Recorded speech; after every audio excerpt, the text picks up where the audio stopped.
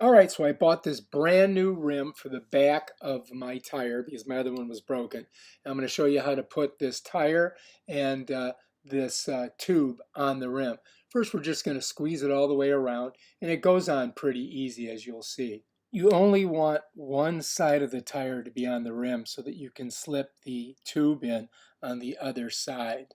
So now I line up the valve with the hole in the wheel on the tube, and I'm going to push that valve stem through that hole and smush it in there.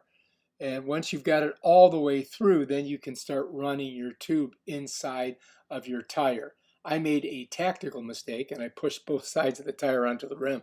So I had to get a flathead screwdriver and pull the one side off the rim by sticking the screwdriver between the tire and the rim and then sliding it all the way around so that I could get the tube in there. And once I did that, I could go ahead and slide that tube inside of the tire. Once you've got your tube inside of the tire, then you can work your way around the wheel and smush the tire back onto the rim. And then grab your pump. And this specific one, which is a 26-incher, takes 40 pounds of pressure. So I just pumped her right up to 40 pounds of pressure. And now that wheel and tire and tube is ready to go on the back of my beach cruiser. And that's how you do it.